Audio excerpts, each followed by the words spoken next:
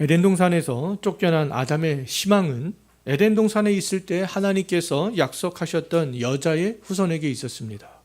아담은 하나님의 그 심판의 저주로 가시덤불과 엉겅퀴를 제거하는 수고를 하면서 또 아내 하와와 먹고 사는 그런 문제와 또 가정에서 주도권 그런 싸움을 하면서도 하나님이 약속하신 여자의 후손을 기다리고 있었던 거죠. 아담은 아내 하와가 고통 중에 임신을 하여서 아들을 낳았을 때 하나님이 약속하신 그 여자의 후손이 태어났다라고 생각하여 그 아들의 이름을 가인이라고 지었습니다. 아담은 가인을 통해서 구원이 성취될 것을 믿었지만 아담의 기대는 가인과 아벨이 하나님께 제사한 이후에 완전히 깨어지게 되었잖아요. 가인이 동생 아벨을 죽이는 최초의 살인자가 되었기 때문에 그렇습니다. 가인은 하나님이 약속한 여자의 후손이 아니라 아버지 아담의 죄를 철저하게 물려받았던 악인 중에 악인이었던 거죠. 아담이 타락하기 전에는 선악을 아는 유일한 기준이 하나님이었지만 아담이 타락한 이후에는 인간이 선악을 판단하는 주체자가 되었습니다.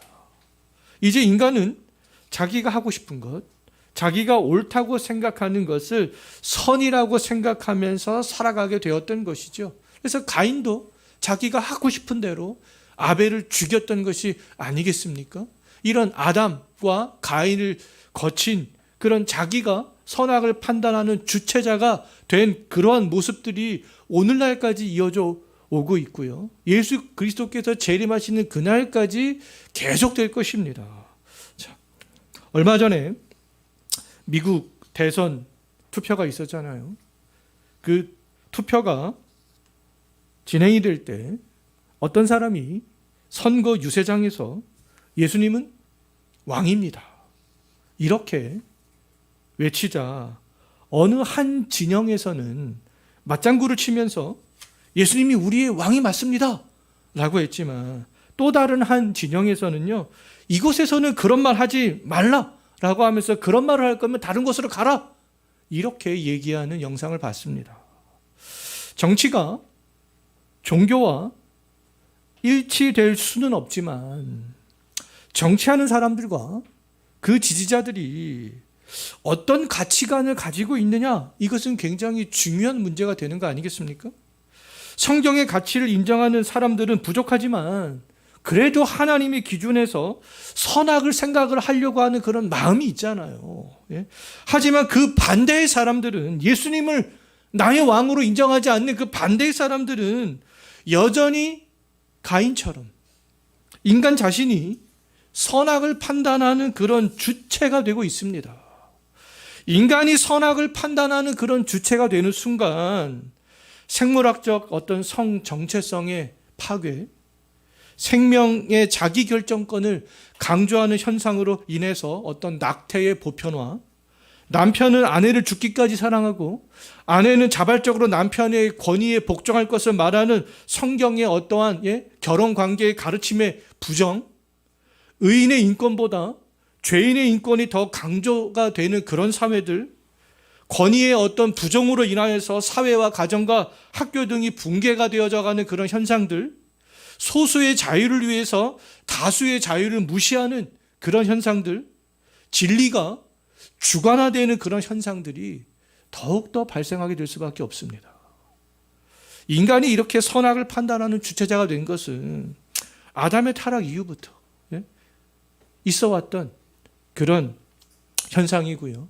가인과 그 후손들을 통하여서 이제 급속도로 진행이 되어져 나가는 것들을 볼 수가 있습니다. 오늘 본문을 통해서 이 아담이 타락한 이후에 아담의 아들 그 가인과 가인의 후손을 통해서 여호와 하나님을 떠나버렸던 그 인간들이 이제 어떻게 점점 더 자기 중심적으로 자기가 선악을 판단하는 주체자가 되어가는지 오늘 이 4장 본문을 통해서 잘 알 수 있습니다. 하나님은 에덴 동산에서 선악을 알게 하는 나무 열매를요, 아담과 하와가 먹었을 때 신문을 하셨던 것처럼 동생 아벨을 죽인 가인을 찾아가서 하나님께서 이번에도 신문하십니다. 하나님의 아벨의 존재에 대해서 물었을 때 가인이 뭐라고 말했냐 하면 나는 알지 못한다. 거짓말을 하는 것을 볼 수 있어요. 하나님은 죄를 짓고도 이렇게 회개하지 않는 아담을 저주하셨던 것처럼 거짓말을 하는 그 가인을 하나님이 저주하시는 것을 볼 수 있습니다. 하나님이 그 가인에게 어떤 저주를 하는지 12절 한번 보십시오. 어떤 저주를 합니까? 땅에서 정착하지 못하고 방랑하는 자가 될 것이다. 유리하는 자가 될 것이다. 그런 저주를 하시잖아요. 하나님은 이 하나님이 말씀하신 저주를 이루기 위해서 땅에서 농사를 지으면서 살았던 가인이 이제 밭을 갈아도 어떻게 하시겠다라는 겁니까? 땅에서 아무것도 얻을 수 없도록 그렇게 하셨던 것이죠. 가인은 열심히 밭을 갈아도 아무것도 얻을 수 없는 그런 저주를 받았어요. 그래서 이제 땅에서 방랑하는, 유리하는 그런 삶을 살아갈 수밖에 없었습니다. 범죄한 아담이 하나님과의 완전한 교제의 장소인 에덴 동산에서 쫓겨났듯이 가인은 이제 믿음의 공동체인 아담과도 함께 할 수 없게 되었던 거죠. 아담은 에덴 동산에서 쫓겨남으로 하나님과 완전한 교제는 할 수가 없었지만 그 여자의 후손을 통한 구원을 기다리면서 하나님과 부분적인 교제는 할 수가 있었잖아요. 그러나 이제 가인은 여자의 후손을 기다리는 그 공동체 밖으로 완전히 쫓겨나게 되었던 거죠. 이제 가인에게 속했다라는 것은요, 여자의 후손을 기다리지 않는 사람들이 되었다라는 겁니다. 이제 철저하게 자기가 선악을 판단하는 주체자가 되어서 자기의 생각대로 살아가는 사람들이 되었다라는 것이죠.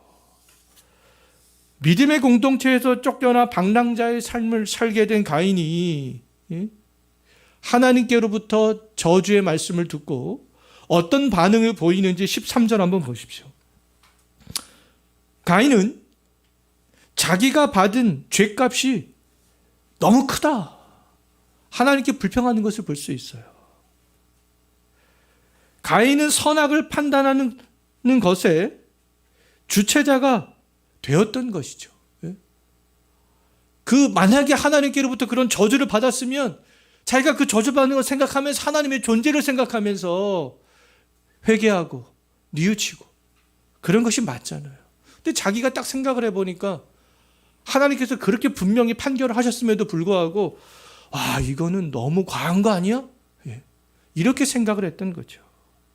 자기가 동생 아벨에게 행한 죄보다 하나님이 자기에게 준 죄값이 더 크다. 그렇게 생각을 하고 있는 거예요. 그렇기 때문에 지금 불평을 하고 있는 거죠. 가인이 받은 형벌은 하나님과 함께 할 수 없는 그런 형벌이었죠. 가인이 받은 형벌은 완전히 은혜 언약 밖으로 나아가는 그런 형벌이었습니다. 가인은 믿음의 공동체 안에 있을 때에는 믿음이 없는 예배라도 드릴 수 있었어요. 근데 이제는 그 어떤 예배도 참여할 수 없게 되었던 거죠. 가인은 주보에서 고치십시오. 거기 아담으로 되어져 있는데 아담이 아니라 가인입니다.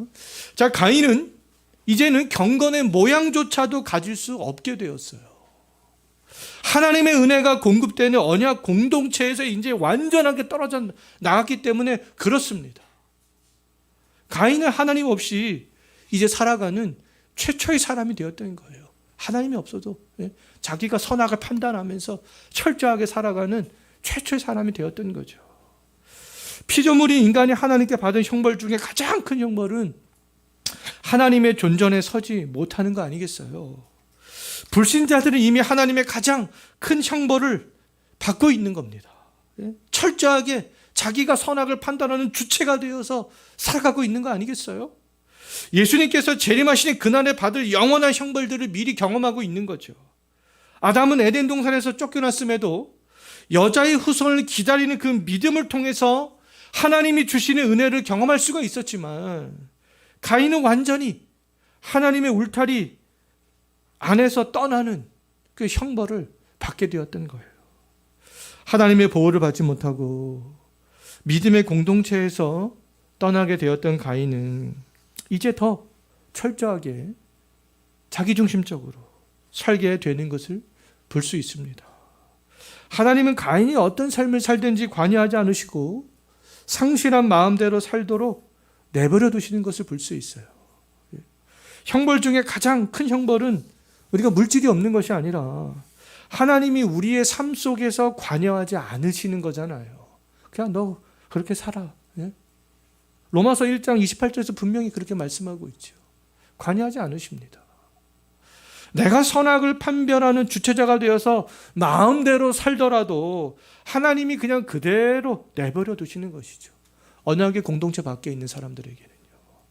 믿음의 공동체 안에서 하나님의 말씀에 지배를 받는 것이 우리는 복이라는 그런 사실들을 기억해야 되겠습니다. 가인은 하나님을 떠나 방황하는 사람이 되는, 그런데 두려움을 잘 알고 있었어요. 두려움. 내가 아담과 함께 있는 언약의 공동체 안에 있다가 언약의 공동체 밖으로 나갔을 때 자기의 인생에 어떤 삶이 펼쳐지게 될지 그 두려움을 가인은 알고 있었습니다. 가인이 그 두려움을 어떻게 표현했는지 14절 하반절 보십시오. 인생의 어떤 모습을 봤는지, 언약의 공동체 밖에서 자기가 쫓겨났을 때 그 당시에 어떤 모습을 보고 그런 고백을 했는지 보십시오. 가인은 땅에서 자기를 만나는 사람들이 나를 죽일 것이다. 그것이 두려웠던 거예요. 자기가 죽을까 봐. 자기는 동생 아벨을 죽였으면서도 가인은 사람들이 자신을 적대시하고 미워하여서 자기처럼 다른 사람들이 자기를 죽일까 봐 언약의 공동체에서 떠났을 때 그것이 두려웠던 거죠. 가인이 동생 아벨을 죽이기 전까지는요, 그 당시에 모든 사람들은 다 하나님을 믿었던 시대였습니다. 모든 사람들이 여자의 후손을 기다리면서 아담과 함께 언약 공동체 안에서 여자의 후손을 기다리면서 은혜 언약 아래 살아가고 있었어요. 이 당시에 살고 있었던 사람들은 모두 아담과 하와가 낳은 자손들이 되겠습니다. 창세기 5장 3절을 보게 되면 아담은 130세에 셋을 낳습니다. 아벨이 죽은 다음에 이제 셋을 낳는데요. 아벨이 죽자마자 아담이 셋을 낳았다면 아벨은 아담이 129세에 죽었을 거예요. 가인이 아벨을 죽였을 때 지구상에 아담과 하와와 가인과 아벨 이 4명밖에 없었던 것으로 생각해서는 안 됩니다. 반복적으로 말씀을 드리지만 성경에는 생략된 이야기들이 굉장히 많이 있어요. 아담이 셋을 낳기까지 130년 동안 살면서 가인과 아벨 2명만 낳지는 않았습니다. 성경에 생략이 되어져 있는 거죠. 130년 동안 살면서 많은 자녀들을 낳았고요. 그 자녀들은 또 자녀를 낳았고 또 그 자녀들은 또 다른 자녀들을 낳았습니다. 이 당시에는 근데 오늘날과는 이 삶의 이 지구 환경이 많이 다르다라는 것을 알 수 있어요. 창세기 5장을 보면 알겠지만 이 당시에는 100살이 넘어도 아이를 낳을 수가 있었던 그런 시대였습니다. 셋은 105세에 에노스를 낳고요. 무드셀라는 187세에 라멕을 낳고요. 라멕은 182세에 노아를 낳습니다.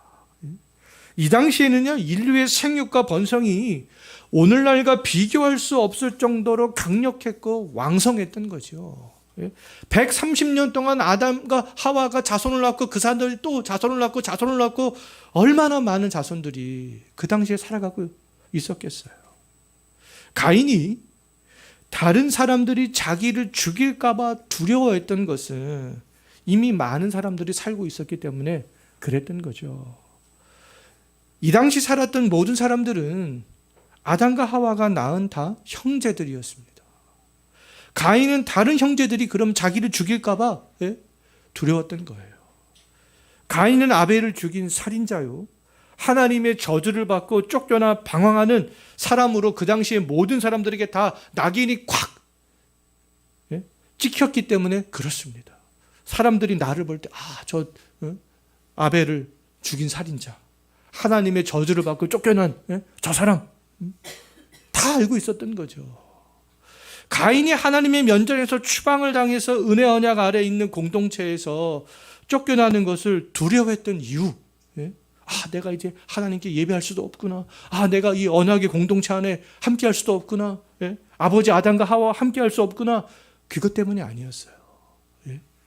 두려워했던 이유 단 한 가지밖에 없죠. 다른 사람들이 적대시하는 시선. 자기가 죽일까 봐. 그 이유 하나였던 거예요. 우리들이 두려워해야 될 것은 다른 사람의 시선이 아니잖아요. 하나님의 경고와 심판에도 하나님을 경외하지 않고 반드시 실현되는 그 하나님의 말씀을 두려워하지 않는 거죠.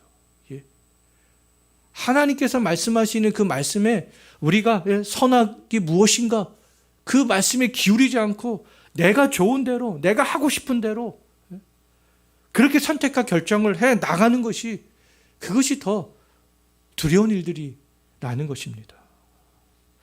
하나님은 가인을 향한 그래도 또 다른 비극을 막고자 그래도 가인을 하나님께서 보호하시는 것을 볼 수 있어요.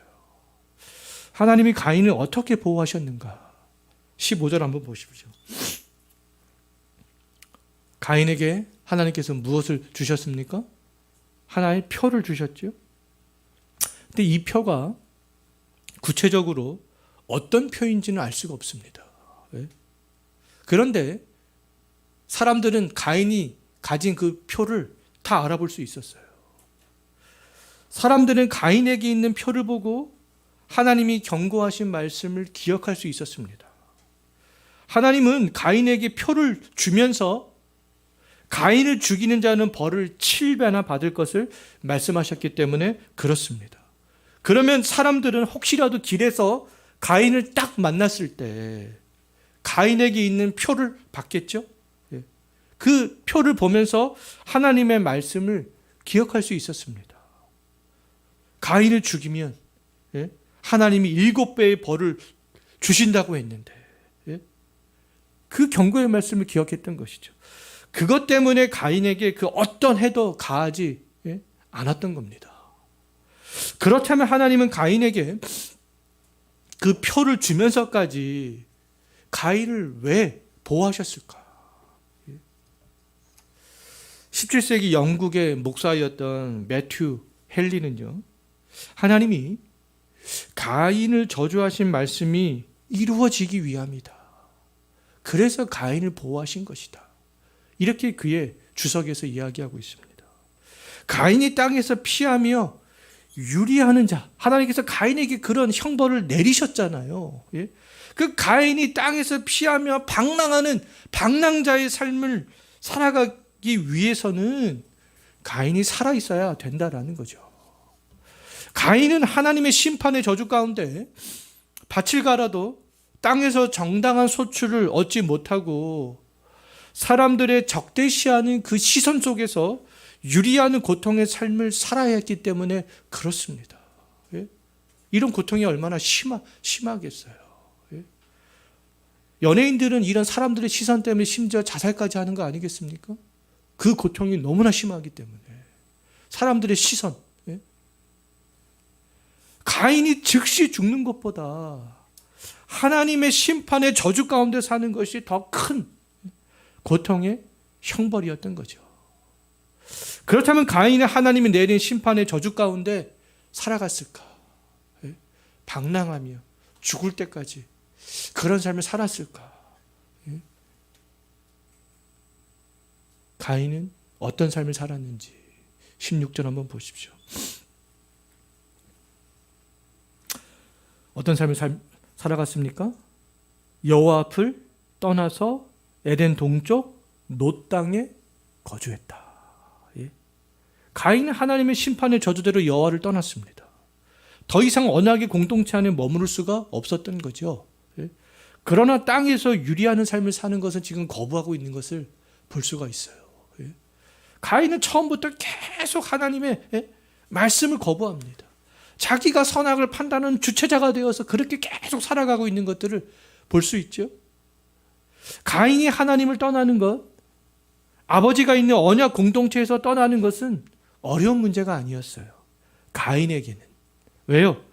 가인은 오직 사람들의 적대적인 시선만이 두려웠기 때문에 그렇습니다. 가인은 하나님이 표를 주셨지만 하나님이 주신 표를 신뢰했어요? 신뢰하지 않았어요? 지금 신뢰하지 않고 있는 거예요. 오히려 자기의 생각을 신뢰하고 있는 거죠. 사람들의 적대적인 시선을 피할 수 있는 방법을 자기 나름대로 생각했던 겁니다. 그래서 가인은 그 방법이 내가 이 놋 땅에 거주하는 거, 그거라고 딱 생각을 했던 거예요. 가인은 어렸을 때부터 아버지 아담과 함께 예배할 때에도, 아벨과 하나님께 예배할 때에도, 동생 아벨을 죽인 이후에 하나님께 신문을 받을 때에도, 하나님께로부터 저주의 심판을 받은 이후에도 단 한 번도 하나님을 경외한 적이 없었습니다. 단 한 번도 없었어요. 다 자기가 주체자가 되어서 자기 마음대로 그렇게 선택과 결정을 하며 살아가고 있잖아요. 그래서 요한일서 3장 12절 말씀을 보게 되면 요한은 성도들에게 뭐라고 권면을 하냐면 가인같이 하지 말라 이렇게 권면합니다. 가인같이 하지 말라고 하면서 가인은 악한 자에게 속한 사람이다 이렇게 딱 정의를 내리고 있어요. 가인이 원래 악한 자에게 속한 사람이라는 거죠. 가인이 아벨을 죽인 것은 악한 자 마귀에게 속한 사람이기 때문에 그렇다라는 겁니다. 가인은 경건의 모양은 있었지 처음부터 경건의 능력은 아예 없었던 그런 사람이었다라는 거예요. 오늘날 하나님을 경외하지 않고 사는 사람들은 하나님의 경고도 하나님이 내린 저주의 심판도 다 모두 거부합니다. 하나님보다 자기의 생각을 더 신뢰하는 거 아니겠어요? 자기의 생각 가운데 인생을 선택하라고 결정하라고 그렇게 막 주장하고 있는 거 아니겠습니까? 처음에 말씀드렸던 어떤 미국의 대선의 어느 한 진영에 있는 사람들처럼 자기 선택권들을 주장하고 결정할 것들을 강조하고 있는 거죠. 그렇다면 과연 우리는 어떤가? 하나님의 말씀을 가볍게 여기고 내 생각과 내 판단과 결정대로 살아가기를 원하고 있지는 않은가? 우리가 가야 할 길은 가인의 길이 아니다라는 겁니다. 가인은 처음부터 악한 자라는 거예요.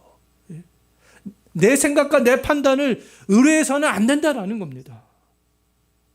사람들의 시선만을 두려워하면서 선택하고 결정하는 것은 가인의 길을 가고 있는 거죠. 어떤 믿지 않는 가족들의 시선보다, 하나님을 대적하는 권세자들의 어떤 시선보다 하나님의 말씀을 더 신뢰하는 겁니다. 가인이 안전하게 살 수 있는 방법은 놋 땅에 있지 않았어요. 그건 자기 생각이었던 거예요. 하나님이 주신 표를 신뢰하면서 방황하면서 살아가는 것에 있었습니다. 하나님께서는 우리들을 세상에서 보호하시기 위해서 가장 확실한 표를 주셨죠. 십자가에서 달리신 예수 그리스도가 되겠습니다. 우리의 안전은 내 생각과 내 판단과 내 결정이 있지 않다라는 거예요. 하나님이 주신 영원한 표식인 예수 그리스도 안에 있다라는 거죠. 주 예수 그리스도 안에서 그분을 신뢰하면서 살아가는 것이 가장 안전의 삶의 방식이다라는 겁니다. 17세기 청교도 목회자였던 존 오웬은요, 그의 책 성경신학에서 가인이 여호와 앞을 떠나 에덴 동쪽 놋 땅에 거주한 것은요, 가인이 스스로 기뻐하면서 도망친 것이다. 그렇게 해석을 했습니다. 가인이 하나님과 믿음의 공동체의 아담을 떠나는 것이 오히려 기쁨이었다라는 거예요. 가인에게는 이제 내 마음대로 살아도 되는구나. 가인이 두려워했던 것은 사람들의 적대적인 시선이었는데 이제 하나님께서 표를 주어서 그것까지 안전장치를 마련해 주셨잖아요. 하나님을 경외하는 삶을 단 한 번도 살지 않았던 그 가인은 믿음 없는 사람들이 교회 공동체를 나갈 때 이제 자유구나, 내 마음대로 살아도 되는구나, 그렇게 생각을 하고 교회 공동체를 나가듯이 가인 역시 아버지를 떠날 때 자유가 주어졌구나, 이제서야 내 마음대로 살 수 있게 되었구나, 그런 생각을 했다라는 거죠. 가인은 하나님의 표를 받고 방랑하다가 노 땅에 성을 쌓고 이제 자기만의 세상들을 만들어 나가는 것을 볼 수 있어요. 하나님하고 딱 단절한 채 이제 자기만의 세상들을 쭉 만들어 갑니다. 이제 가인은 하나님의 간섭도 아버지 아담의 간섭도 받지 않게 되었습니다. 스스로 성을 쌓고 이제 내가 안전을 보장받았구나. 내가 내 스스로 안전을 지켜야지. 그렇게 생각하면서 살아가게 되었어요. 이제 가인과 그 후손들은 가인이 성을 쌓은 에덴 동쪽 이제 노 땅에서 하나님과 상관이 없는 자기들만의 그런 세상을 만들어 나가는 것을 볼 수 있습니다. 가인은 성을 쌓고 후손들에게 울타리를 탁 만들어 주었어요. 가인의 후손들은 이제 가인의 아들 에녹의 이름을 따라 쌓은 에녹성에서 가인의 후손들조차도 하나님 없는 삶을 살아가고 있는 것을 볼 수가 있습니다. 가인의 후손들은 이제 에녹성에서 오직 자기들만의 생각과 판단 속에서 자기들 좋은 대로 살아가게 돼요.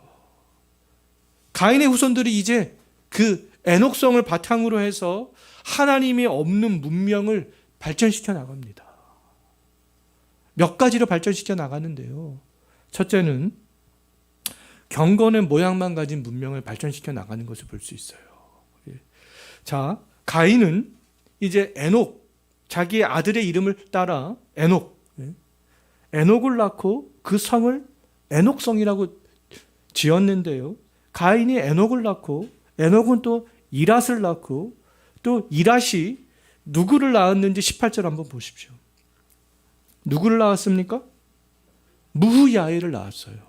또 무후야엘은 누구를 낳았습니까? 무드사엘을 낳았습니다. 자, 무후야엘과 무드사엘의 공통점이 있어요. 그 공통점이 무엇입니까? 이름에 엘이 붙어 있어요. 엘. 엘은 하나님의 이름이잖아요. 우리가 창세기 1장 할 때 살펴봤죠. 엘로힘은 하나님의 복수 형태의 이름이고 엘은 하나님의 단수 형태의 이름이 되겠습니다. 가인의 후손들이 그 이름에 엘을 넣었다라는 것은요, 하나님을 의식하고 있었다라는 그런 증거가 될 수 있어요. 이때까지만 해도. 그러나 그들은 이름만 가지고 있었을 뿐이었습니다. 하나님을 경외하지도 경건한 삶을 살지도 않았어요. 오히려 하나님을 떠난 삶을 살면서 하나님의 영광을 가리고 있습니다. 그들의 이름에 나타나 있는 하나님과 삶의 방식이 완전히 달랐기 때문에 그렇습니다. 저는 개인적으로 우리 성도들 중에도 자녀들 이름을 질 때 성경 속에 나오는 그 이름을 짓는 경우들이 되게 많잖아요. 근데 저는 조금 조심해야 되지 않겠는가. 우리 자녀들 이름을 솔로몬이라고 짓고 에녹이라고 지었는데 살아가는 삶의 모습이 솔로몬처럼 살아가지 않고 에녹처럼 살아가지 않으면 어떻게 돼요? 에녹은 가인의 후손이 아니라 이제 그 아벨의 후손의 에녹을 말하는 겁니다. 그러면 어떻게 하나? 이름에 하나님의 이름이 들어가 있지만, 근데 부모들이 자녀들의 이름에 성경의 이름 넣는 그만큼 더 큰 책임감을 가지고 내가 우리 자녀를 키우겠다라는 그런 그런 결단과 결심도 분명히 거기에는 녹아 있을 줄로 압니다. 어쨌든 하나님의 이름이 이 가인의 후손들에게 들어가 있잖아요. 그런데 그들의 삶은 완전히 달랐던 거죠. 하나님의 영광을 오히려 가렸습니다. 사도 바울은 디모데후서에서 경건의 모양은 있으나 경건의 능력을 부인하는 그 사람들에게서 어떻게 하라고 했습니까? 돌아서라. 함께하지 말라라는 겁니다. 모세를 대적했던 얀네와 얀브레를 멀리해야 했던 것처럼 가인의 후손이었던 무후얄과 무드사엘은요, 가까이 해야 할 사람이 아니라 멀리해야 할 사람들이었다라는 겁니다. 이름에 하나님의 이름이 들어가 있구나. 야, 저 사람들 얼마나 경건할까. 그러면 속는다라는 거예요. 지금 그 당시에는. 무얄과 무두사일은 가까이 해야 될 사람이 아니다라는 거죠. 자, 그렇다면 나는 어떤 사람인가? 그리고 우리 주변에 있는 사람들이 가까이 해야 될 사람인가, 멀리 해야 될 사람인가? 생각을 한번 해 봐야 되지 않겠습니까? 교회도 마찬가지죠. 가까이 해야 될 교회가 있고 오늘날에는 멀리 해야 될 교회도 있습니다. 멀리 해야 할 교회들은 무얄과 무두사일처럼 이름만 가지고 있을 뿐이지 하나님의 경건의 능력은 전혀 나타나지 않는 그런 교회들이 되는 것이죠. 성경 해석을 자기 생각과 방식대로 엉뚱하게 하는 그런 교회들이 되는 거 아니겠어요? 두 번째는요, 중혼 문명을 만들어 갔습니다. 경건의 모양만 가지고 있었던 무드사엘의 아들 라멕이 어떤 일을 했는지 19절 한번 보시기 바라겠습니다. 인류 최초로 어떤 일을 합니까? 두 아내를 맞이하죠. 하나님의 창조 질서는 중혼제가 아니다라는 거예요. 일부 1차제가 되겠습니다. 한 남자와 한 여자가 결혼을 통해서 한 몸이 되는 거죠. 예? 그럼에도 라멕은 자기 좋은 대로 두 아내를 맞이했습니다. 살인자 가인의 후손은 경건의 모양만 남은 사람들이 되었고 자기의 기쁨을 위해서 중혼을 하는 최초의 사람들이 되었던 거예요. 한 남자만을 사랑하고 한 여자만을 사랑하는 것이 결혼이 되겠습니다. 결혼 중에도 다른 사람을 사랑하는 것은요, 라멕의 길을 지금 따라가고 있는 거예요. 자, 세 번째는 오직 인간만을 위한 문명들을 만들어 나가는 것을 볼 수 있어요. 라멕이 두 명의 아내를 낳죠. 아내를 맞이하죠. 한 명의 이름은 아다고 다른 한 명의 이름은 실라였습니다. 그래서 이 아다와 이 실라를 통하여서 세 명의 아들을 낳아요. 그래서 야발은 20절을 보면 그래서 그 아들 중 한 명이 야발은 가축 치는 자의 조상이 되었고 그의 동생 유발은 수금과 퉁소를 잡는 자의 조상이 되었고 또 두발가인은 구리와 쇠로 여러 가지 기구를 만드는 자가 되었다.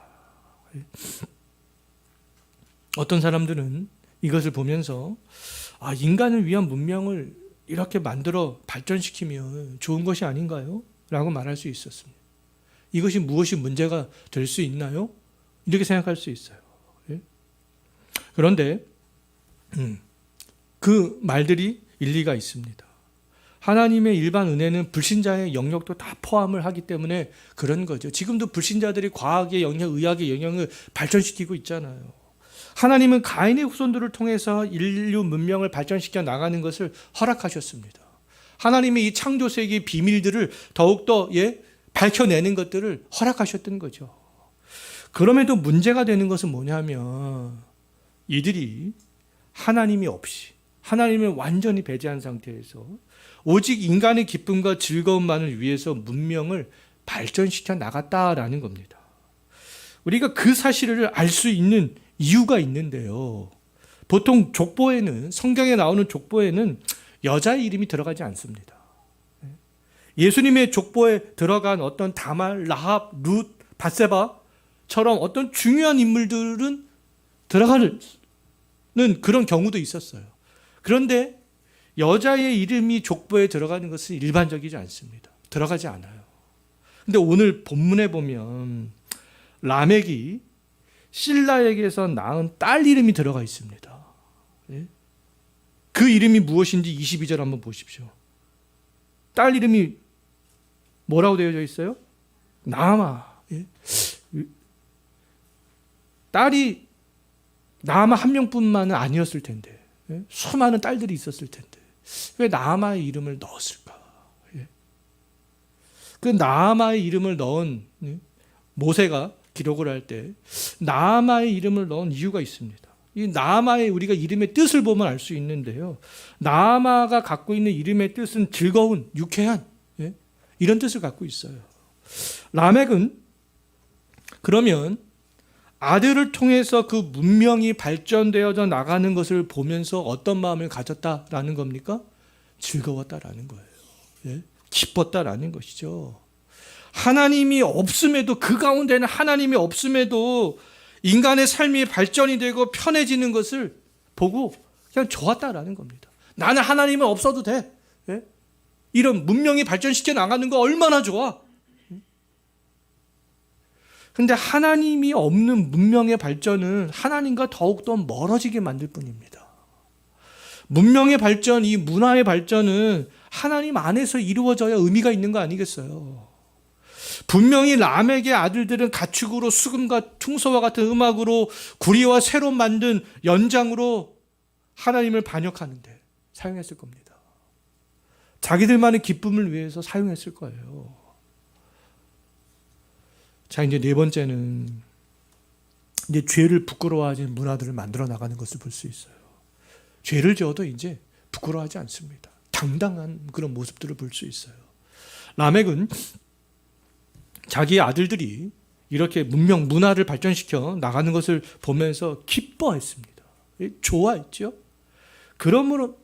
그러면서 다른 한편으로는 죄를 서슴지 않고 저지르는 것을 볼 수 있어요.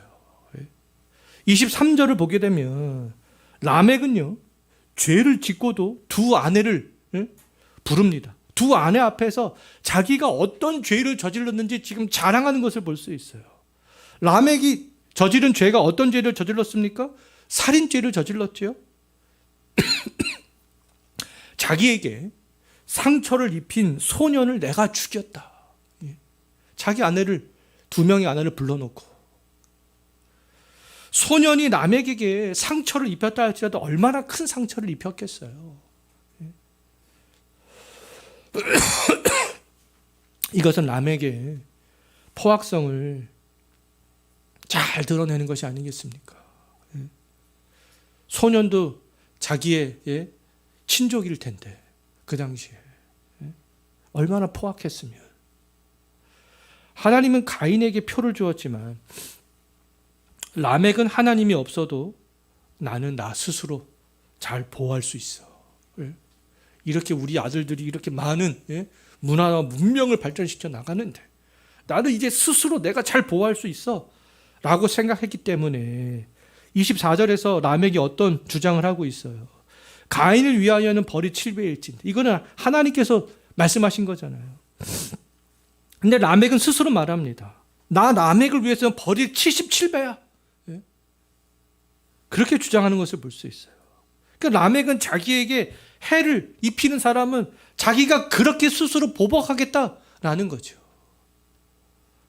하나님을 떠난 가인과 그 후손들은 하나님이 없는 그런 문명과 문화를 발전시켜 가면서 스스로 기뻐했고 죄를 죄로 생각하지 않았고 포악성을 드러냈고 그런 모습들을 볼 수 있어요. 선악을 자기들이 판단하고 결정한 그 모든 것들이 결과물들이었던 거죠. 오늘날도 이렇게 생각해서는 안 됩니다. 우리가 문명이 발전되고 문화가 발전되고 그거 다 그러면 좋은 거 아니야? 근데 우리가 하나님 안에서 우리가 그런 것들을 발전시켜 나가는 것들이 의미가 있는 것이 아니겠어요. 선악을 내가 판단하고 인간이 판단하고 인간이 결정하는 그런 주체자가 되어서는 안 된다라는 겁니다. 가인과 그 후손들처럼 사람들은 여호와 하나님을 떠나서도 잘 살아갔죠. 그러나 그것은 잘 사는 것이 아닙니다. 하나님의 진노를 불러오는 그런 삶들을 그들은 지금 살아가고 있었던 거예요. 복된 삶은 하나님이 영원히 단번에 주신 주 예수 그리스도 안에 머물러 있는 것이 되겠습니다. 가인과 그 후손들이 닦아놓은 길들이 좋아 보여도 그것은 하나님이 없는 곳이 되는 거죠. 자기의 생각과 판단을 더 신뢰하면서 교회 공동체를 떠나가는 것은 가인과 그 후손의 길로 가고 있는 거예요. 멸망의 길로 가고 있는 겁니다. 가인의 길에서 돌아서라. 분명히 이렇게 말씀하고 있잖아요. 그 어떤 공동체보다 주 예수께서 피값으로 사신 교회를 가장 중요하게 생각하고 주의 말씀만을 또 따라갈 수 있는 이번 한 주간이 되시기를 진심으로 바라겠습니다. 기도하겠습니다.